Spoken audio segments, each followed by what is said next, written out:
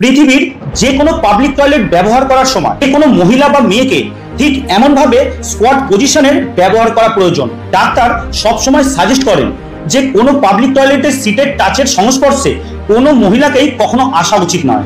হয়তো এটা শুনে অনেকেরই মনে হতে পারে যে এটা আবার এমন কি ব্যাপার, কিন্তু সত্যি পাবলিক টয়লেট আমাদের দেশে সিভিয়ার ইনফেকশন বাড়িয়ে চলেছে।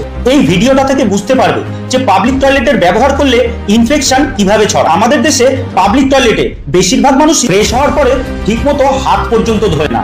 যেখানে প্রাইভেট হাইজিনকেই প্রায়োরিটি দেওয়া হচ্ছে না, এখানে পাবলিক টয়লেট পরিষ্কার থাকার কথা আশা করাটাও একদমই বোকামো ছাড়া আর কিছু নয়। মেয়েদের ক্ষেত্রে প্রবলেম একটাই যে তাদেরকে টয়লেট সিটে বসতে হয়। এই ধরনের সিট যেগুলো সবসময় প্রায় নোংরা হয়ে থাকে, ভেজা থাকে, অথবা ইনফেকশন ছড়ানোর মতো ব্যাকটেরিয়া দিয়ে ভরা থাকে। ব্যাকটেরিয়া বা রোগ ছড়ানোর মতন পাবলিক টয়লেট একটা আইডিয়াল জায়গা।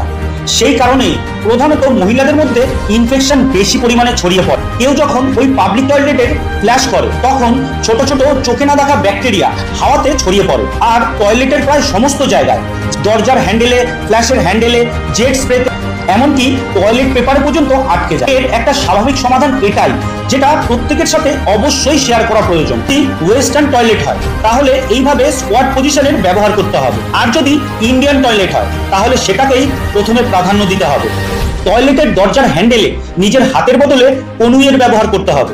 টয়লেটের ফ্ল্যাশও নিজের পা অথবা কনুই দিয়েই করতে হবে, অথবা টিস্যু পেপার থাকলে সেটা ব্যবহার করতে হবে। আর টয়লেটের যে কোনো জিনিস ব্যবহারের প্রথমে টিস্যু পেপার অথবা গ্লাভস জাতীয় কোনো কিছু ব্যবহার করতে হবে। কিছু কিছু ব্যাপার যদি খেয়াল রাখা যায় তাহলে পাবলিক টয়লেট থেকে ছড়ানো ইনফেকশন থেকে মহিলাদের সহজেই সুরক্ষিত রাখা যাবে।